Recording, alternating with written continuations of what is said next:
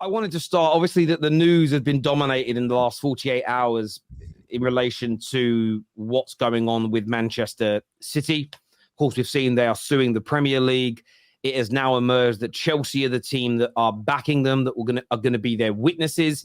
It's also now been announced, all the teams that are backing the Premier League. And in terms of the teams that are backing him, Man United, Arsenal, Liverpool, Spurs, Brighton, Wolves have all put themselves forward to give evidence in support of the Premier League, in support of this process. So not just the quote-unquote red cartel, as many fans think. Paddy, I want to go to you first on this. What do you make of this coming out that you've got a few teams back in City, a lot of Premier League clubs, including everyone on this panel's really, coming out and defending the Premier League? What do you make of it all? Yeah, I mean, it's mind-boggling, the situation it's in, and the fact that a single club from the Prem can go against the Premier League kind of tells you their intentions. It's just, they're a horrible club. They're a horrible state-backed club. They should have never been allowed in. No state should ever be allowed to own a football club. I think it creates negative connotations and creates things such as what's going on now. Chelsea backing them is not surprising. I thought Newcastle maybe would have backed them as well, given they're both state-owned. But yeah, I think it's time for the rest of the Premier League to unite against City, because I think we can all agree they're a fraudulent football club. And it's just, there's so much going on with this that it's actually hard to kind of like actually grasp. And like, it's bigger more intelligent than anything I can conjure up with. Like, there's so much ins and outs with the cases. But it's just a tactic from City to delay the charges, and it's just a distraction tactic, I would say. Do you agree with that, Paddy? The other Paddy, Chatty Patty. We'll call you Patty instead of Paddy today to make it a little bit easier. Two Paddies on one show.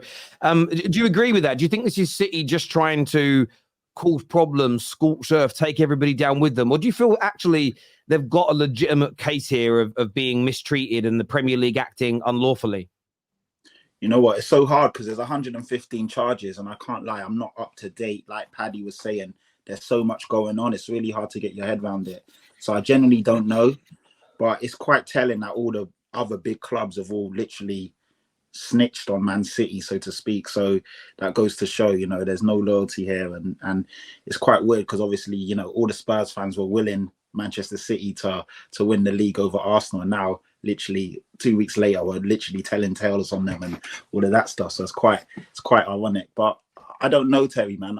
I can't lie, I haven't really looked into it because I'm just, as an outsider looking in, I just thought, it's never going to happen. They're never going to charge them. But now it looks like the ball's actually rolling. So it's quite interesting. But just to make you aware of this, that this is a separate court case from the 115. So this one that starts on Monday is Manchester City suing the Premier League, stating that there are new rules around associated transactions. So essentially, a sponsor of an airline from Abu Dhabi that is also owned or partly owned or connected to the owner of Manchester City. Essentially, that can't go through anymore. Or if it isn't deemed to be fair market value, it can be rejected.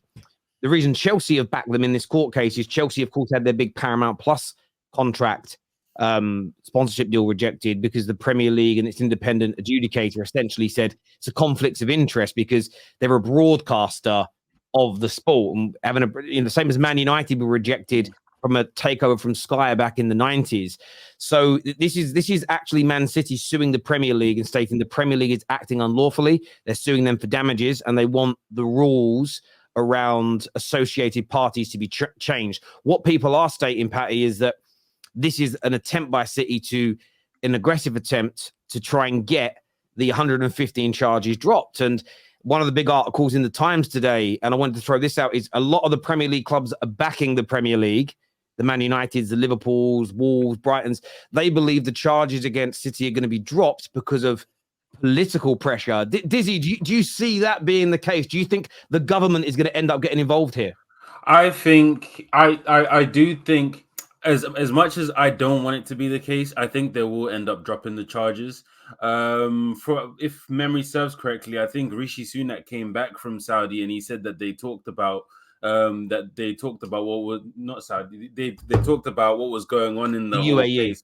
Yeah. And that struck me as very interesting. The fact that they're not willing to set any deadlines for when decisions will be made, again, strikes me as interesting. The fact that Everton can get 2 separate sanctions, obviously on a smaller scale, but they got points deductions twice this season for financial fair play issues. Before we can get any details on when we'll have a decision about the City one, leads me to think, I think that them letting so many charges happen on their watch will bring more disrepute to the Premier League than them punishing City will make them look good, if that makes sense. I think letting that go on for so long will make the league and the FA and all the parties that control the leagues, make them look so weak. It'll make them look like, so wait, hold on. So for the past 10 years, they've essentially been breaking the rules, and you guys have been doing what? Where are the yearly checks and balances? What was going on? How did you all decide to turn a blind eye for 10 years? And now you want to play the moral police and say, oh, in the spirit of fair competition, after they've won 7 out of 8 or however many years, after they've won the treble, now we're going to say, actually, they did cheat a little bit here. I don't think it will go through personally. I really don't. The integrity of the league's gone if this case doesn't go. Because you've got Everton and you've got Forest who faced sanctions over charges, rightly so, because they were found guilty and they got punished, rightly so. If City's charges are dropped, I have no problem if City are found innocent after the court case. At that point, due diligence has been done. They're innocent. I can't have a go at it. If the charges are dropped for stuff outside the football, not concerning football, the integrity is just so gone, and there's gonna. How can people take it seriously?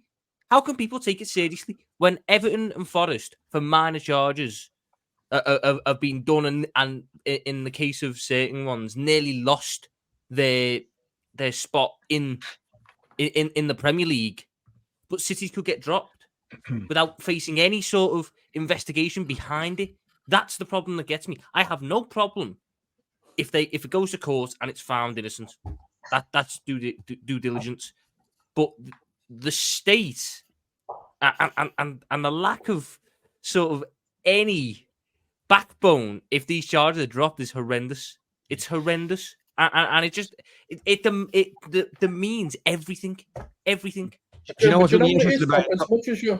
Sorry. Do you know? Sorry, I was going to say, Tom. Do you know what's interesting about it though? It's about the precedents this sets, and this is why sometimes people have to look beyond the end of their nose. City fans have got to stop thinking about City for a moment. Man United have got to stop thinking about Man United. If this is a successful suing of the Premier League, it opens up a can of worms, because City have been part of the democratic process in the past that has stopped Man United and Liverpool earning exponentially more TV money than everybody else, because we get most of the viewers.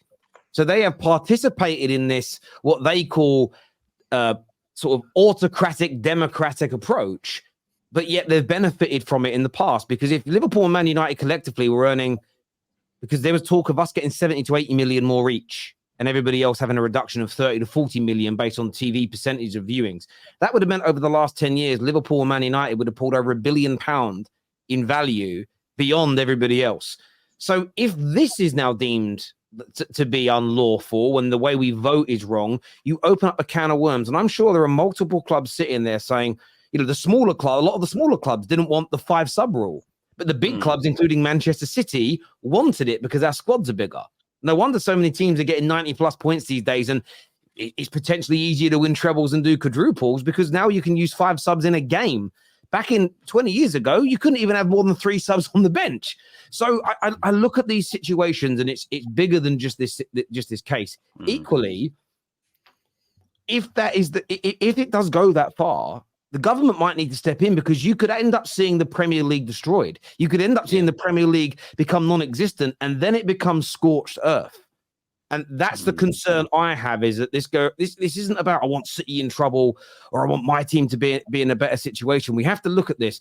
And if they do win, what's that going to lead to? Absolutely limitless spending for these clubs. I'm telling people now, if there is limitless spending barring 2 or 3 that have genuine massive fan bases, we are going to see massive clubs go bankrupt. We're going to see massive clubs go out of business. We are going to see a lot of things go wrong. We truly, not everyone is going to get a Roman who was owed £2.5 billion by Chelsea and wrote it off. That was brilliant. Most don't do that. If you just look at what other multi-millionaire and billionaire owners have done, that's with checks and balances.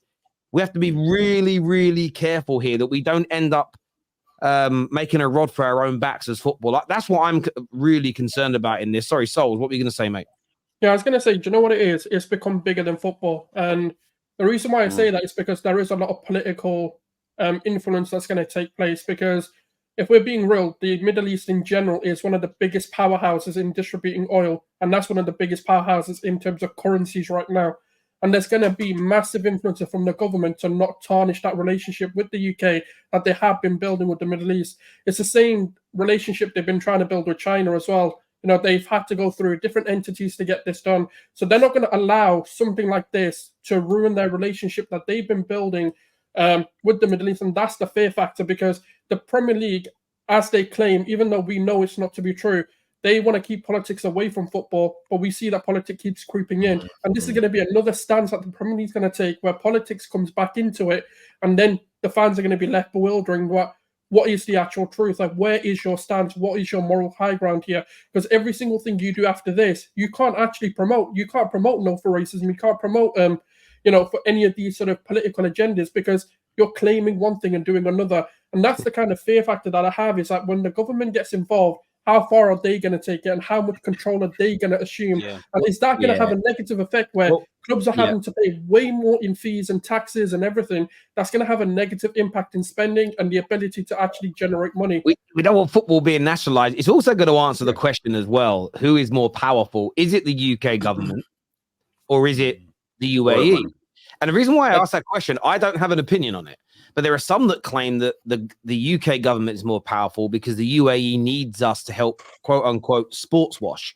Therefore, they may back down and say, we're going to have to take the lick on this one. If the UK are the ones who bow down, then it doesn't prove like universally, but it shows that, well, if we're the ones who are bowing down, then they don't need us. But the claim is always they need us for sports washing. So this goes very political as well. But V's watching. V says the fear mongering with worst case examples is not necessary. It absolutely is. We need to talk about the ramifications of what could happen. Of course, of course it does. And I know you're sitting there. I know you've been a fan of City since you were 3 years old. So, I know you're sitting there worrying about the future of your club, V.